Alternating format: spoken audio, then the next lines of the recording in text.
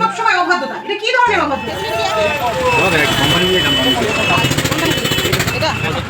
এর চেয়েও ছোট বড় বড় আছে। না না বড় বড়।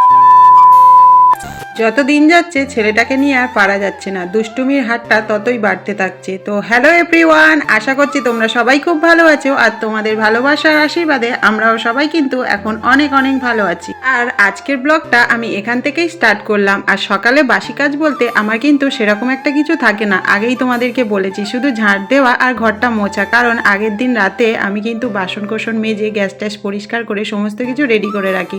তো যাই হোক, তোমাদের সঙ্গে গল্প করতে করতে এদিকে দেখো আমার বাসি কাজ সেরে আমি কিন্তু স্নান করেও চলে এসেছি। আর তারপরে যেটা আমার রেগুলার থাকে, একটু গোলাপ জল মুখে দিয়ে তারপরে কিন্তু সিঁদুরটা পরে চলে এসেছি দেখো ঠাকুর। আর সত্যি কথা বলতে কি বলতো, ঠাকুর ঘরের কাজটা কিন্তু অনেক বড় একটা কাজ। সকাল সকাল যদি ঠাকুর ঘরের কাজটা সেরে নেওয়া যায় তাহলে কিন্তু সারাদিনের মধ্যে মনে হয় যেন অনেকটাই কিন্তু কাজ কমে গেল। এটা তোমাদের মনে হয় কি না অবশ্যই করে কিন্তু কমেন্ট বক্সে কমেন্ট করো। দেখো তোমাদের সঙ্গে কথা বলতে বলতে পুজো তো আমার কমপ্লিট হয়ে গেল। আর তারপরে কিন্তু চলে এসেছিলাম নিচে। আর এসে দেখি 8:10 বাজে। ছেলে যেহেতু স্কুলে যাবে তাই 1 মিনিটও লেট না করে চলে এসেছি আবারও ওপরে। আর এসে দেখো প্রথমে ভাতটা বসিয়ে দিলাম, তারপরে কিন্তু চায়ের জলটাও বসিয়ে দিয়েছিলাম। আর একটা কথা কি বলতো, যাদের চা খাওয়া নেশা আছে তারা কিন্তু সকালে যতক্ষণ না চাটা খাচ্ছে তাদের মনটা কিন্তু খুব চা করে, মানে চার জন্য কিন্তু ছটফট করে কখন খাবো চাটা। তো সত্যি কথা বলতে এটা আমার হয় না, কারণ আমার অর্ধেক দিনই হয়ে যায় রান্না করতে করতে চা খেতেই পাই না। আজ যেমন চা ঠান্ডাই হয়ে গিয়েছে, কারণ তোমরা দেখতে পেলে চা করার পরে সবাইকে দিয়ে আমি সবজি কাটতে বসে গিয়েছিলাম। আর যে কারণে কিন্তু আমার চাটা পুরো ঠান্ডা জল হয়ে গিয়েছে। তো এক চুমুক দিয়ে দেখলাম চাটা পুরো ঠান্ডা, যে কারণে আর খাইনি। আর এদিকে দেখো ভাত হয়ে গিয়েছে, আর এখানে দেখো ফ্যানটাও ঝেড়ে নিচ্ছি। আর এদিকে কিন্তু কড়াইতে তেল দিয়ে দিয়েছিলাম, তারপর বড়িটাও ভেজে নিয়েছে। আর আজকের মাছ চিংড়ি কিছুই নেই বলে আমি এখানে দেখো মানে বড়ি আলু ডাঁটা দিয়ে একটা নিরামিষ তরকারি করছিলাম, ছেলে স্কুলে যাবে খেয়ে যাবে বলে। আর এদিকে দেখো এই ভাজা দেখলেই আমার ছেলে আর থাকতে পারে না, গরম হোক যাই হোক। আগের দিনে তোমাদেরকে দেখিয়েছিলাম সবে তুলেছি, সেই গরম খেয়ে হাত জিভ সমস্ত কিছু ফোসকা ফেলে দিয়েছিল। আজও সেম জিনিসটা করছে। প্রথমে একটা খেয়েছিল, কিছু বলছিলাম না, তারপরে রেগে গিয়েছিলাম। যাই হোক, তোমাদের ছেলেমেয়েরা এরকম করে কিনা একটু কমেন্টে জানিয়ে তো, বড়ি ভাজা খেতে ভালোবাসে কিনা। যাই হোক, এদিকে দেখো শাশুড়ি মাকে লাউটা বের করে দিয়ে গেছি, বলেছি কেটে রাখতে, স্কুল থেকে এসে লাউ চিংড়ি বানাবো। যেহেতু স্কুলে যাব ভাবছি চিংড়ি কিনে নিয়ে আসবার। এদিকে দেখো তরকারিটা কিন্তু আমার কমপ্লিট হয়ে গিয়েছে। আর সত্যি কথা বলতে আজকে লাউটা কিন্তু একদম কচি ছিল।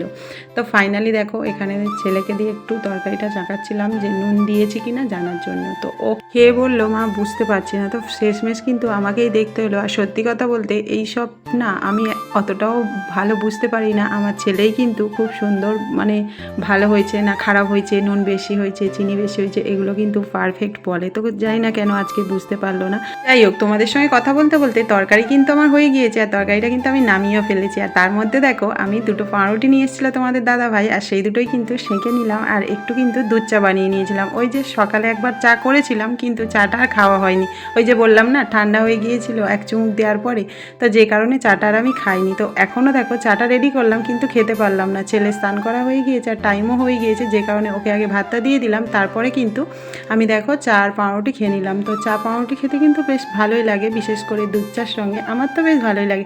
খাওয়া তো মোটামুটি কমপ্লিট করে ফেলেছি, আর ছেলেও কিন্তু তখনও খাচ্ছিল। তাই ভাবলাম শাশুড়ি মার যখন লাউটা কাটা হয়ে গিয়েছে তাহলে সিদ্ধটাও বসিয়ে দিয়ে যাই। তো সিদ্ধটা কিন্তু মোটামুটি কমপ্লিট হয়ে গিয়েছে। আর তারপরে কিন্তু রেডি হয়ে নিচে চলে এসেছি। এসেই আমার মাথাটা গরম হয়ে গিয়েছে, কারণ ছেলেটা যত বড় হচ্ছে তত দুষ্টুমির হাতটা বাড়ছে, বুঝলে তো। শাশুড়ি মা ওইদিকে বকছে আর আমি ওইদিকে বকছি। যাই হোক, সত্যি কথা বলতে বাইরে বেরোনোর সময় কাউকেই বকাবকি বা কোনো রকম ঝগড়া অশান্তি করাই উচিত নয়, কিন্তু ছেলেটার দিনকে দিন বদমাইশির হার কিন্তু বেড়েই যাচ্ছে, কারণে আর কি বকাবকি। যাই হোক, স্কুলে যাওয়ার সময় কিন্তু আলটিমেটলি ওকে হাসিয়েই তবে কিন্তু বাড়ি থেকে বার করেছি। আর দেখলেই তো তোমরাও কতটা হাসতে হাসতে স্কুলে বেরো। তো ফাইনালি ছেলে আমি দুজনে কিন্তু বেরিয়ে পড়েছি। আর এখানে এসে দেখো কালী মন্দিরে ছেলে আমার নমস্কার করে নিল, আর ঠাকুরটাও তোমাদেরকে একটু দেখিয়ে দিলাম। তারপরে দেখো ছেলের আজকে কিছু কেনাকাটা ছিল, মানে বই পেন জ্যামিতি বক্স এগুলো, তো সেগুলোই কিন্তু আমি স্কুলের পাশের দোকান থেকে একটু নিয়ে নিলাম। সামনে যেহেতু পরীক্ষা আছে আর দেরি করলাম না, অনেক দিন ধরেই বলছিল ছেলে নেওয়ার জন্য, কিন্তু সেভাবে বাজারে যাওয়া হয় না আর কেনাকাটাও করা হয় না। যাই হোক, ফাইনালি আজকে কিনে দিলাম। আর তারপরে দেখো স্কুলের সামনে কিন্তু আমরা প্রায় চলে এসেছি। আর ছেলে দেখো স্কুলের মধ্যে চলে গেল। আর তারপরে কিন্তু আমি বাজারে চলে এলাম ছেলেকে স্কুলে দিয়ে।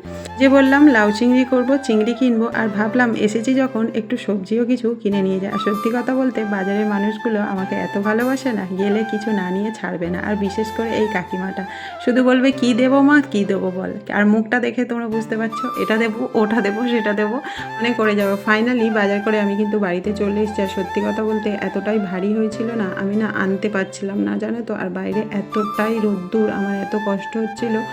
এসে হাই স্পিড ফ্যান দিয়ে আমি দেখো শুয়ে পড়েছি। আর এদিকে দেখো চিংড়ি নিয়ে এসেছি, আর শাশুড়ি মা কিন্তু কেটে দিচ্ছিল। আর চিংড়িগুলো কিন্তু বেশ বড় বড় ছিল, সেটাই কিন্তু শাশুড়ি মা বলছিল এখানে বাড়িতে এসেছিলো আর কি, অনেক বেশি দাম নিয়েছিল, আর এর থেকে ছোট চিংড়ি ছিল। তো যাই হোক, তারপরে দেখো আমি ওপরে চলে এসেছি চিংড়িটা নিয়ে। আর এখানে দেখো সেই লাউটা সিদ্ধ করে রেখে গেছিলাম, সেটাই কিন্তু জল ঝরতে দিয়ে দিলাম।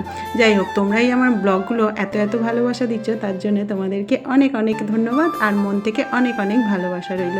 এভাবেই তোমরা সবাই আমার পাশে থেকো, আর এরকম সুন্দর সুন্দর কমেন্ট করো, যাতে আমি আমার ভিডিওগুলো আরও সুন্দর করে তুলতে পারি তোমাদের এই কমেন্টগুলো পড়ে পড়ে। যাই হোক, তোমাদের সঙ্গে গল্প করতে করতে চিংড়ি ভাজা তো আমার হয়ে গেল, আর তারপরে কিন্তু লাউ তরকারিও প্রায় দেখো শেষের পথে।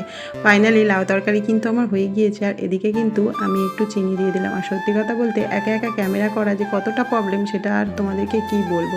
তোমরা যারা একা একা ভিডিও করো তারাই একমাত্র জানো যে কতটা প্রবলেম হয়। তো যাই হোক, রান্না তো আমার কমপ্লিট হয়ে গিয়েছে। আর এখানে দেখো 1টা বেজেও গিয়েছে, তাই ভাবলাম শাশুড়ি মার ভাতটা দিয়ে দিই। তো ফাইনালি আমার এই ভিডিওটা তোমাদের কেমন লাগলো সেই করে কিন্তু কমেন্ট করে জানিও। আর যাই হোক, দেখা হচ্ছে তোমাদের সঙ্গে নেক্সট ভিডিওতে। তো সবাই খুব ভালো থেকো, সুস্থ থেকো, টাটা। তো আজ ভিডিওটা এই পর্যন্ত।